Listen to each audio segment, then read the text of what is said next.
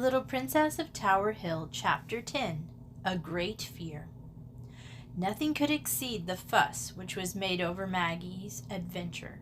Mrs. Greenville turned quite pale when she heard of it. Even Ralph, who was tranquilly eating his breakfast, and who as a rule did not disturb himself about anything, threw down his spoon, ceased to devour his porridge, and gazed at Maggie in some astonishment mingled with a tiny degree of envy, and even a little shadow of respect. Mrs. Greenville took the little girl in her arms, and while she kissed and petted her, she also thought it necessary to chide her very gently. It was at this juncture that Ralph did an astonishing thing. He upset his mug of milk. He tossed his spoon with a great clatter on the floor, and dashing in a most headlong style round the table, caught Maggie's 2 hands and said impulsively, "She oughtn't to be scolded, really, Mother. She didn't know anything about it being wrong. And I call it a downright plucky thing for her to do." Ralph nodded his head with intense earnestness. "I can say nothing better than that, can I, Mother?" "According to your code, you certainly cannot, Ralph," answered his mother. "Now go back to your seat, my boy, and pick up that spoon you threw to the floor. So what a mess you have made of your breakfast table. Maggie, dear, you did not mean to do wrong, still you did wrong. But we will say nothing more on the subject for the present. Now, my darling, you shall have some breakfast, and then I have a surprise for you." Maggie could not help owning to her own little heart that Ralph's words had cheered her considerably. She thought a great deal more of Ralph's opinion than of anyone else's, and it was an immense consolation to be compared to his plucky code. She accordingly ate her breakfast with considerable appetite, and was ready to receive the surprise which her aunt said awaited her at its close. This was no less joyful a piece of news than the fact that Lady Ascot's sister was much better, and that Sir John intended to come up to London for a few days. "After all, Maggie," said her aunt, "if you had shown a little patience, you could have asked your father for the money instead of trying to sell your best hat. Now, dear, you can go up to the schoolroom with Ralph, and I hope that no bad consequences will arise from this morning's adventure." "I think, Mother," here interrupted Ralph, "it would be a good plan for Maggie and me to go round and see how Joe is. Susie didn't act right, and I know Joe will be very unhappy, and Joe oughtn't to be blamed, ought she, Mother?" "Certainly not, Ralph. Joe has done nothing wrong. Well, if Waters can spare the time, I don't mind you 2 little people going to see Joe. But remember, you must not stay long, for now I really must buy Maggie a new hat for the garden party." "Oh, Auntie, but I brought my own hat back," exclaimed the little princess. "Yes, my love, but it is much injured, and there are other reasons why I should not care to see you wear it again. Now run away, children, and get your visit over, for we have plenty to do this afternoon." When Maggie, with her heart beating high and one of her hands held tightly in Ralph's, entered Mrs. Aylmer's room, she was startled to find herself in a scene of much confusion. Mrs. Aylmer prided herself on keeping a very neat and orderly home, but there was certainly nothing orderly about that home today. Mrs. Aylmer herself was seated on a low, broken chair, her hands thrown down at her side, her cap on crooked, and her face bearing signs of violent weeping. The 2 little boys stood, one at each side of their mother. Ben had his fingers in his mouth, and Bob's red hair seemed almost to stand on end. They kept gazing with solemn eyes at their mother, for tears on her face were a rare occurrence. Susie was nowhere to be seen, and most startling fact of all, Joe's little sofa was empty. It was Joe's absence from the room which Ralph first remarked. He rushed up to Mrs. Aylmer and clutched one of her hands. "What's the matter? Where's Joe? Where's our little Joe?" he exclaimed. "Oh, Master Ralph," exclaimed the poor woman, You had better not come near me. You had better not, sir. It mightn't be safe. I'm just distraught with misery and terror. My little Jo, my little treasure, is tuck away from me. She's took bad with the fever, sir, and they've carried her off to the hospital. She's there now. I's just come from seeing her there." By this time Waters, panting and puffing hard, had reached the room, and had heard with a sinking heart the last of Mrs. Almer's words. She eagerly questioned the poor woman, who said that Jo had not been well for days, and yesterday the doctor had pronounced her case one of fever, and had ordered her, for the sake of the other children, to be moved at once to the nearest fever hospital. "She was willing to go herself," continued the mother, "but wouldn't harm no one, not in life nor in death, wouldn't my little Jo." "And Susie knew of this," exclaimed Waters. "Oh, was there ever such a bad girl? Mrs. Almond, you'll forgive me if I hurries these dear children out of this infected room. I'll come back later in the day, ma'am, and do what I can for you, and if Susie comes home, you might do well to keep her in, for I can't help saying she is no credit to you. It sounds hard at such a moment, but I must out with my mind." "Susie?" here exclaimed Mrs. Almar. "I ain't seen nothing of Susie today." "No, ma'am, very like, but it's my duty to tell you that she has been after no good. Now come away, darlings. I'll look in again presently, Mrs. Almar." Maggie could never make out why her aunt turned so pale and looked so anxiously at her when the news of Jo's dangerous illness was told to her. The pity which should have been expected on the sick and the suffering little girl seemed, in some inexplicable way, to be showed upon her. A doctor even was sent for, who asked Maggie a lot of questions, and was particularly anxious to know if she held Susie's hand when she walked with her, and how long she and Ralph had been in the affected room. In conclusion, he said some words which seemed to Maggie to have no sense at all. "There's nothing whatever for us to do, Mrs. Greenville. If the children have imbibed the poison, it is too late to stop matters.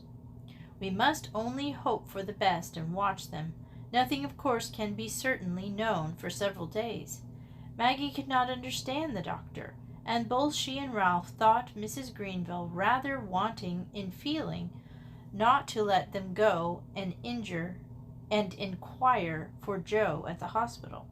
Under these circumstances, the garden party was rather a cheerless affair, and Maggie was glad to return home and to lay a very tired little hand on her pillow. She was awakened from her first sleep by her father, bending over her and kissing her. Never had she seen Sir John's face so red, and his eyes quite looked, only of course that was impossible, as if he had been crying. "Oh, father, I'm glad to see you," exclaimed Maggie, "only I wish you had come last night, for then I wouldn't have tried to sell my hat, and you'd have given me the money for the tambourine." "I wish you had come last night, father dear." "So do I, Maggie," answered poor Sir John. "God knows it might have saved me from a broken heart."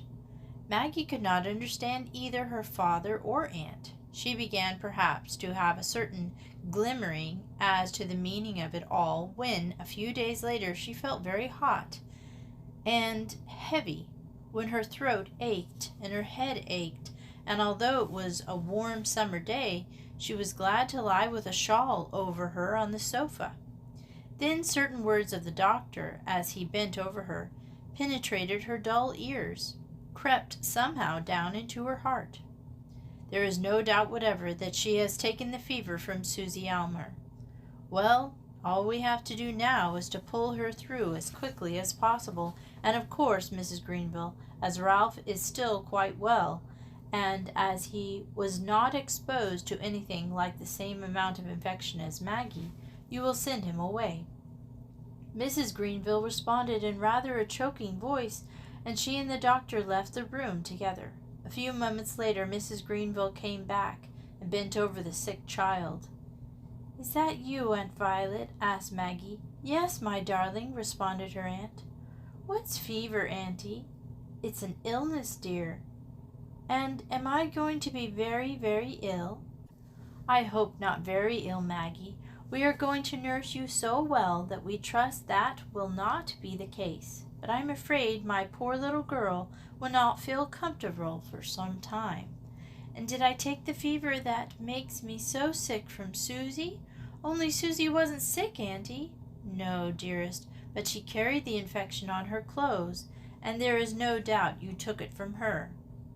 "Then I'm afraid," continued Maggie, "you're very angry with her still." "I cannot say that I'm pleased with her, darling." "Oh, but Auntie, I want you to forgive her, and I want Father to forgive her, 'cause she didn't know anything about infections or fevers, and I do forgive her, Auntie Violet." Her poor, sick little Maggie began to cry, and Mrs. Greenville was glad to comfort her with an assurance, even of a promise, of forgiveness of naughty Susie. After this there came very dark and anxious days for the people who loved the little princess. Ralph was sent back to Tower Hill, where he wandered about and was miserable, and thought a great deal about Maggie, and found out that after all he was very fond of her.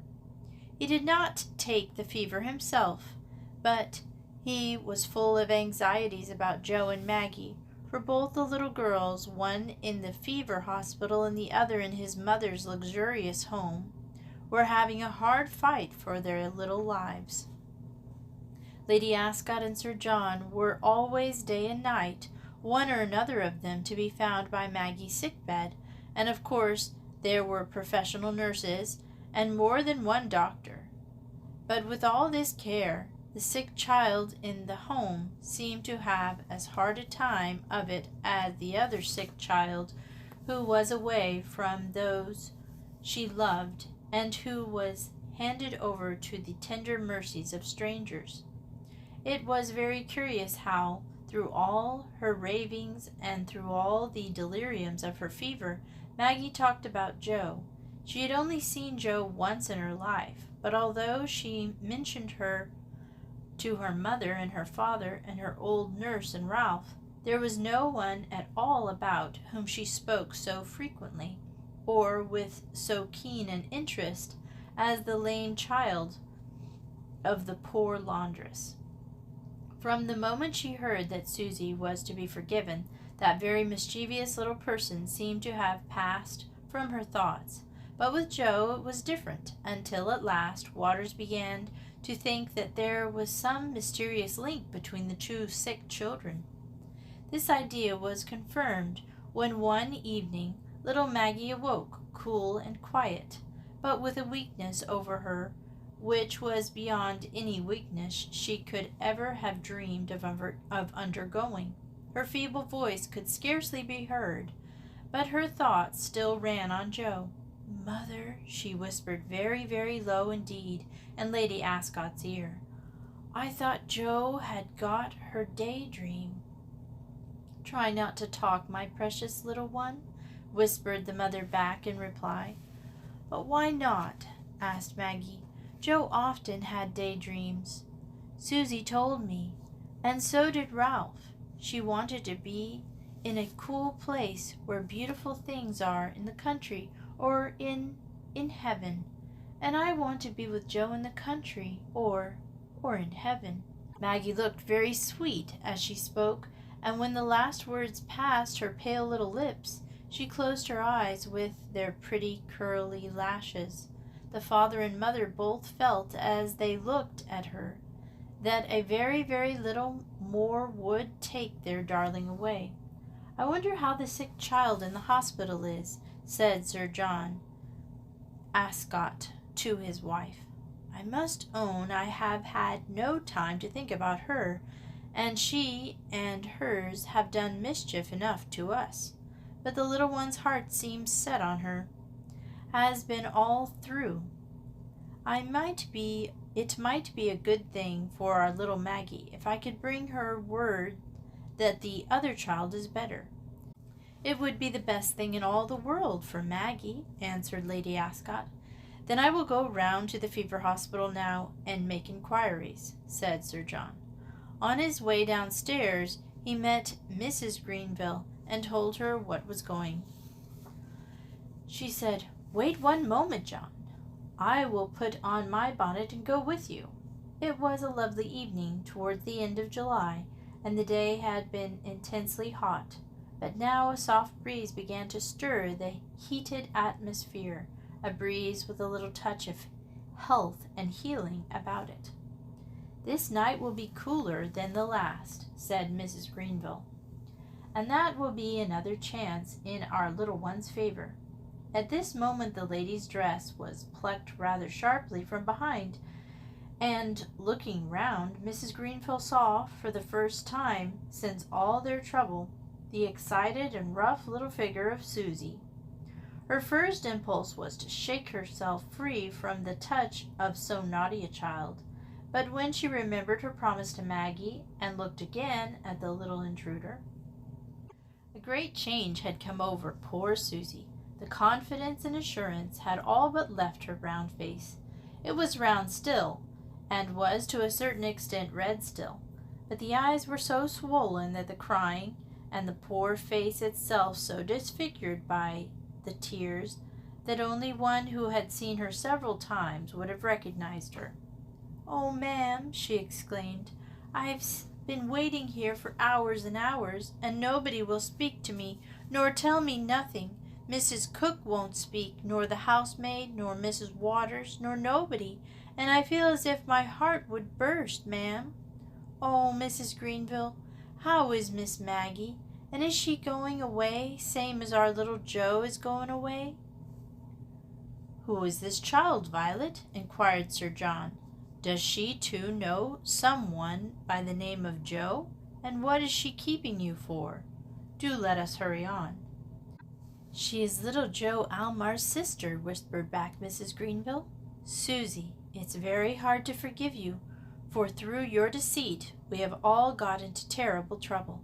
But I promised Maggie I would try, and I cannot go back from my word to dear little one. Maggie is a shade, just a shade better tonight, Susie, but she's still very, very ill. Pray for her, child, pray for that most precious little life. Now, what about Joe? It is not really true what you said about Joe, Susie." "Yes, but it is, ma'am. They's just sent round a message to mother, and they say that our little Joe won't live through the night. It's quite true, as she's going away to God, ma'am." Chapter 11. Going Home. Sir John and Mrs. Greenville left poor Susie standing with her apron in her eyes at the corner of the street, and went on in the direction of the fever hospital. Their hearts had sunk very low at Susie's words, and they began to share in Waters' belief that there was a mysterious sympathy between the two sick children, and that if one went away perhaps the other would follow quickly. The fever hospital was some little distance off, but they both preferred walking to calling a cab. It was not the visiting hour when they got there, but Mrs. Greenville scribbled some words on a little card and begged of the porter who admitted them into the cool stone hall to send a note with her card, and Sir John at once to the lady superintendent. This little note had the desired effect, and in a few moments they were both admitted to the good lady's private sanctum. Mrs. Greenville in a few low words explained the nature of their errand, and the good lady nurse was all sympathy and interest. But when they mentioned the name of the child they had come to see, her face became very grave and sad. "That little one," she remarked, "I fear that God is going to take that sweet child away to himself. She is the sweetest and prettiest child in the hospital. She has gone through a terrible illness, and I don't think I have once heard her murmur. Poor little lamb, her sufferings are over at last, thank God. She's just quietly, moment by moment, passing away. It's a case of dying by exhaustion." "But, good madam, can nothing be done to rouse her?" asked Sir John, his face turning purple with agitation. "Has she the best and most expensive nourishment? Can't her strength be supported? Perhaps, ma'am, you are not aware that a good deal depends on the life of that little girl. It is not an ordinary case. No, no, by no means an ordinary case. My purse is at your command, ma'am. Get the best doctors, the best nurses, the best care. Save the child's life at any cost." While Sir John was speaking, the lady nurse looked sadder than ever. "We give the best in this hospital," she said, "and there has been from the first no question of expense or money. Perhaps the worst symptom in the case of little Joanna Almar is in fact that the child herself does not wish to recover. I confess I have no hope whatever, but it is a well-known saying that in fever, as long as there is life, there is hope. Would you like to see the child, Mrs. Greenville? It might comfort your own little darling afterward to know that you had gone to see her just at the end." Mrs. Greenville nodded in reply, but poor Sir John, overcome by terror, sank down by the table and covered his face with his hands. Mrs. Greenville followed the nurse into the long, cool ward, passing on her way many sick and suffering children. The child by whose little narrow white bed they had last stopped was certainly now not suffering. Her eyes were closed. Through her parted lips only came the gentlest breathing on her serene brow. There rested a look of absolute peace. Little Jo was alive, but she neither spoke nor moved. Mrs. Greenville stooped down and kissed her, leaving what she thought was a tear of farewell on her sweet little face. As she was walking home by Sir John's side, she said abruptly, after an interval of silence, "It is quite true, John. We must do what we can to keep Maggie, but little Jo is going home. She must not die." "We must keep her somehow," replied Sir John. That night it seemed to several people that the two little children were about to be taken away to their heavenly home, for Maggie's feeble strength fluttered and failed, and as the hours went by the doctors shook their heads and looked very grave. She still talked in a half-delirious way about Jo, and still seemed to fancy that she and Jo were soon going somewhere away together. All through her illness no one had been more devoted in her attentions to the sick child than the faithful servant Waters. When the day began to break, Waters made up her mind to a certain line of action. Her mistress had told her how very ill little Jo was, and she had described fully her visit to the hospital. Had told Waters that she herself had no hope whatever of Jo surviving, and had further added that the child herself did not wish to live. "That's not to be wondered at," commented Waters. "What has she especially to live for, pretty lamb? There's much to be delighted one like her where she's going, but all the same, ma'am, it will be the death knell of our little Miss Maggie if the other child is taken." When the morning broke, Waters felt that she could bear her present state of inaction no longer, and accordingly she tied on her bonnet and went out. First of all she wandered her steps in the direction of the Almars' humble dwelling. She mounted the stairs of Mrs. Almar's door and knocked. The poor woman had not been in bed all night, and flew to the door now, fearing that Waters' knock was the dreaded message which she had been expecting from the hospital. "'Tis only me, ma'am," said Waters, "and you has no call to be frightened. I want you just to put on your bonnet and shawl and come right away with me to the hospital. We have got to be let in somehow, for I must see Jo directly."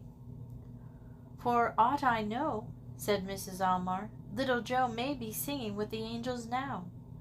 "We must hope not, ma'am, for I want that little Jo of yours to live, and she has got to live for our Miss Maggie's sake, and there's not a moment to lose. So come away, ma'am, at once." Mrs. Almar stared at Waters. Then, because she felt very weak and feeble and wretched herself, she allowed the stronger woman to guide her, and the two went out without another word being said on either side. It was, of course, against all rules for visitors to be admitted at 5 o'clock in the morning, but in the case of mothers and dying children, such rules are apt to become lax, and the two women presently found themselves behind the screen which sheltered little Jo from her companions. "She won't hear you now," said the nurse. "She has not noticed anyone for many hours yet." Waters looked round her almost despairingly. The poor mother had sank down by the bedside and had covered her face with her hands. Waters, too, covered her face, and as she did so she prayed to our Father in heaven with great fervor and strong faith and hope. After this brief prayer she knelt by the little white cot and took the child's little hand, who was every moment going further away from the shore of life. "Little Jo," she said, "you've got to live. I don't believe God wishes you to die. You mustn't wish it either. You've got your work to do, Jo. Do you hear me? Look at me, pretty one. You have got to live." Waters spoke clearly and in a very decided voice. The little one's violet eyes opened for a brief instant and fixed themselves on the anxious, pleading woman. Both the nurse and the mother came close to the bed, and in breathless astonishment. "Have you got a cordial?" said Waters, turning to the nurse. "Give it to me, and let me put it between her lips." The nurse gave her a few drops out of a bottle, and Waters wetted the parched lips of the child. "There's another little one, my pretty, and she's waiting for you. If you go, I fear she'll go, but if you stay, I think she'll stay too. There are them who would break their hearts without her, and she ought to do good works down on the earth. Will you stay for her sake, little Jo?" Here the sick child moved restlessly, and Waters continued. "Send her a message, Jo," she said. "Tell her where you two are next to meet, in the country, where the grass is green, or in heaven. Oh, Jo, do say you will meet Miss Maggie in the cool, shady, lovely country, and wait until by and by for heaven, my pretty lamb." Whether God really heard Waters' very earnest prayer, or whether little Jo was at that moment about to take a turn for the better, she certainly opened her eyes again full and bright and wide, and quite intelligibly words came from her pretty lips. "My daydream," said little Jo. Tell her to meet me where the grass is green."